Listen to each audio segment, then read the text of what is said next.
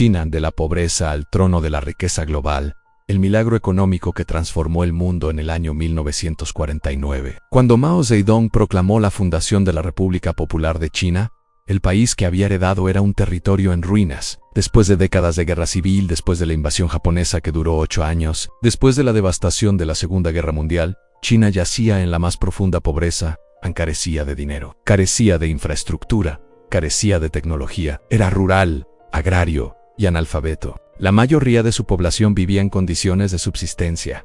No había automóviles modernos. No había electricidad en la mayoría de las regiones. No había hospitales modernos ni educación sistemática. China fue, en esencia, un cadáver económico que esperaba ser enterrado en las tumbas de la historia. Bajo el mandato de Mao Zedong, que duró hasta 1976, China intentó alcanzar el desarrollo a través de lo que se conoció como los Saltos Adelante, campañas de movilización masiva, que llevaron a millones de chinos a trabajar en proyectos de infraestructura gigantescos, pero en lugar de progreso, lo que resultó fue catástrofe. La Gran Hambruna de 1959 a 1961, causada por las desastrosas políticas de colectivización agrícola de Mao, resultó en la muerte de entre 15 y 45 millones de personas. Fue una de las peores hambrunas de la historia humana. Fue una tragedia de magnitud prácticamente incomprensible. Luego vino la Revolución Cultural de 1966 a 1976, una campaña de purga política que dejó entre centenares de millas y varios millones de muertos. China estaba siendo destruida,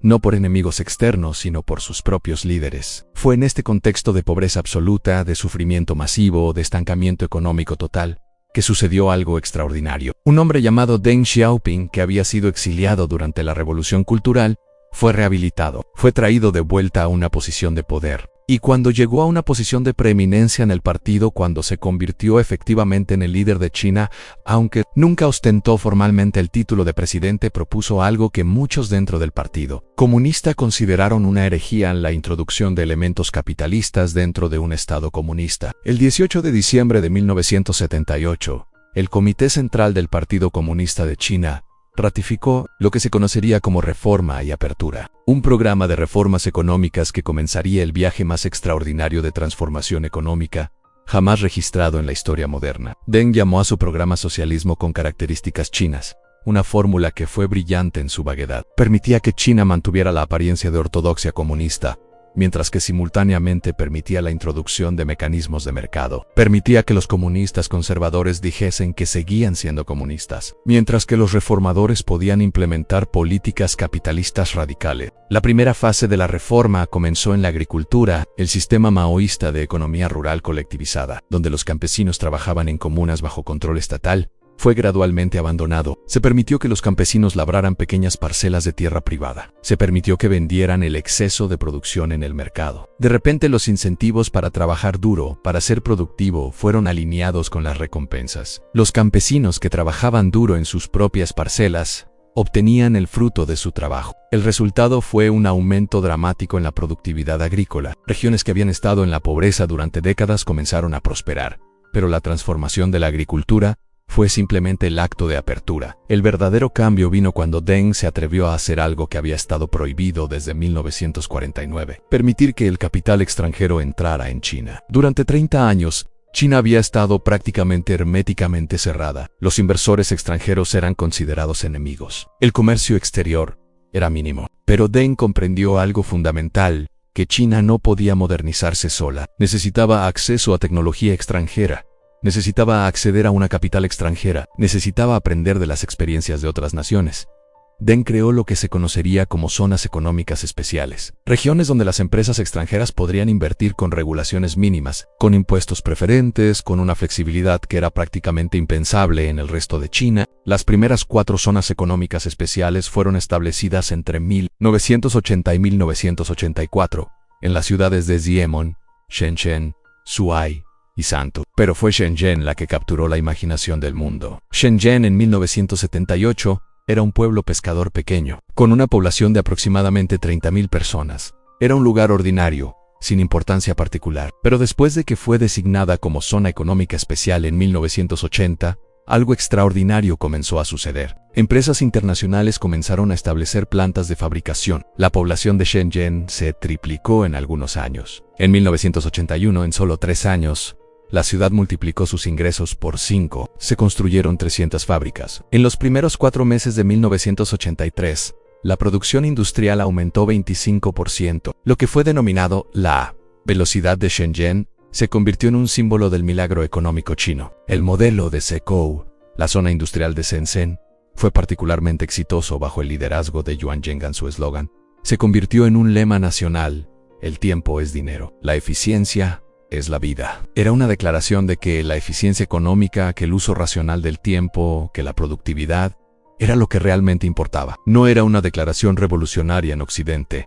En China, bajo Mao, había sido una herejía, pero Bayo Deng se convirtió en el nuevo dogma. Cuando Deng Xiaoping realizó su famosa gira de inspección del sur, en enero de 1984, cuando visitó Shenzhen y Shuai, cuando vio personalmente la transformación que había ocurrido, proclamó su apoyo entusiasta a las zonas económicas especiales. Llamó a la velocidad de Shenzhen un triunfo. Su apoyo fue crucial, porque aunque las reformas tenían apoyo entre los reformadores del partido, todavía enfrentaban considerable oposición de los elementos más conservadores del Partido Comunista, que veían estas reformas como una traición a los principios revolucionarios. Las reformas se extendieron. Lo que había comenzado como un experimento limitado en zonas costeras, se expandió gradualmente para abarcar toda la costa de China. Luego se expandió al interior.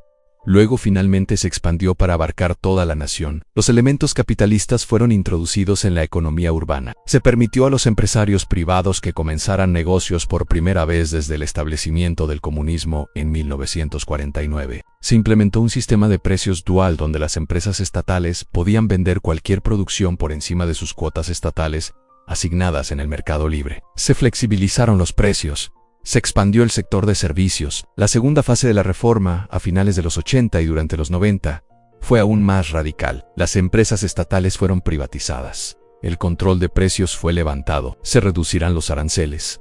Se eliminaron las barreras comerciales. Se reducirá la inflación. Se reformó el sistema bancario. En 1991, China se unió a la Organización Mundial del Comercio, mientras que los monopolios públicos en sectores clave como la banca y el petróleo fueron mantenidos bajo control estatal. Para la mayoría de la economía, fue permitido florecer según las fuerzas del mercado. Los resultados fueron extraordinarios. Entre 1978 y 2005, los economistas estiman que la economía de China creció en promedio 9.5% anual. En término real, el PIB de China se multiplicó por 10 durante este periodo. China pasó de ser una nación donde la mayoría de la población vivía en la pobreza absoluta a ser una economía que competía en el escenario mundial. Pero fue lo que sucedió después de 2005, donde la verdadera transformación de China en una potencia global se hizo evidente. China no solamente se convirtió en una fábrica global, se convirtió en una fábrica inteligente, se convirtió en una fábrica innovadora. Comenzó a moverse hacia arriba en la cadena de valor. De la fabricación de bienes de bajo costo,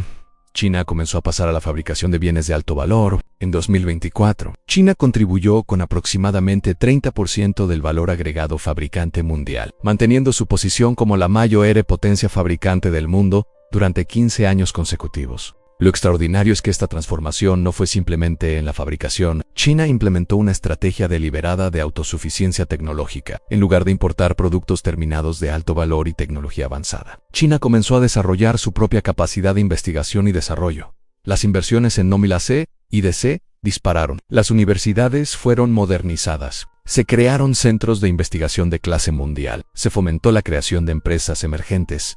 El resultado fue que China comenzó a competir y luego a liderar en sectores que previamente habían sido dominados por Occidente. En el sector de los vehículos eléctricos, China ahora representa más de la mitad de todas las ventas globales. En el año 2017, China vendía 800.000 vehículos eléctricos anuales. Para 2024, las exportaciones chinas de vehículos eléctricos se habían disparado en más de 40% en la tecnología 5G. Las empresas chinas como Huawei estaban ganando licitaciones internacionales, mientras que el 2G había sido liderado por Nokia, el 3G por Apple y Samsung, y el 4G había visto una fuerte competencia china. Huawei y otras empresas chinas estaban posicionadas para liderar el mundo del 5G en los pagos electrónicos. China había revolucionado el sector completamente. Alipay y Tenpay, sistemas de pago móvil, habían sido adoptados por centenares de millones de consumidores chinos. En un solo año, los consumidores chinos utilizaron sus teléfonos móviles para pagar por bienes y servicios por un valor de 81 billones de yuanes, aproximadamente 1.44 billones de euros. China estaba liderando el mundo en pagos digitales en los vehículos autónomos. Ciudades como Shanghái y Beijing estaban realizando pruebas extensas. Las autoridades chinas se habían propuesto un objetivo audaz que 30 millones de vehículos autónomos o con un elevado grado de automatización estarían circulando por las carreteras chinas en el próximo decenio. Lo que es particularmente notable es que no fue solamente la política del gobierno la que condujo a este crecimiento extraordinario. El gobierno ciertamente determinó el contexto, creó los incentivos, proporcionó la infraestructura, pero fueron los empresarios chinos, la iniciativa privada, las empresas emergentes, las que finalmente produjeron la innovación. Empresas como Tencent, Alibaba, Xiaomi, BYD, ninguna de las cuales existían bajo Mao, se convirtieron en gigantes globales. En 2024, China exportó productos fabricados por un valor de 25.17 billones de yuanes, aproximadamente 3.53 billones de dólares estadounidenses. Los productos fabricados representaron 98.9% del total de exportaciones de China. Más del 90% de las exportaciones de China fueron bienes electromecánicos, incluyendo electrónica avanzada, maquinaria, vehículos, semiconductores, pero lo que es quizás más asombroso es el volumen de población que fue sacada de la pobreza. Según cifras oficiales, las reformas de Deng Xiaoping sacaron a 740 millones de personas de la pobreza. Fue el movimiento más masivo de una población fuera de la pobreza en la historia humana. Fue más grande que la población de toda Europa. El impacto sobre el bienestar humano fue prácticamente incomparable. El crecimiento económico de China naturalmente se ha ralentizado desde el ritmo extraordinario de las décadas inmediatamente posteriores a 1978. El Banco Mundial proyecta un crecimiento del 4.8% para 2025 y del 4.2% para 2026, una desaceleración del ritmo anterior, pero aún respetable comparado con la mayoría de las economías occidentales. Los desafíos que enfrenta China en el presente incluyen una crisis inmobiliaria aparentemente sin fin, una baja confianza del consumidor, una población envejecida, presiones comerciales de los Estados Unidos y una ralentización del crecimiento mundial. Pero lo que es cierto es que China ha sido transformada radicalmente. De un país que en 1978 estaba sumido en la pobreza más profunda, China se ha convertido en la segunda economía más grande del mundo. Es ahora la nación que lidera en muchos sectores de la tecnología avanzada. Lo que la historia de China enseña es que el desarrollo económico no es imposible, incluso para naciones que han sido devastadas. Incluso para naciones que carecen de capital de tecnología de infraestructura. Lo que se necesita es voluntad política para reformar, apertura a nuevas ideas, creación de incentivos para que los empresarios trabajen, apertura al comercio y la inversión internacional. China bajo Deng Xiaoping demostró que cuando estos elementos se alinean, es posible transformar una nación en una o dos generaciones. El milagro chino no fue un milagro sobrenatural, fue el resultado de decisiones políticas deliberadas y reformas sistemáticas de apertura al mundo exterior. Fue la demostración de que incluso cuando se ha viajado el camino del comunismo más ortodoxo durante 3 décadas, es posible cambiar de curso, es posible introducir elementos capitalistas, es posible permitir que el mercado funcione. Y cuando lo haces, lo que resulta es una de las transformaciones económicas más extraordinarias de la historia humana.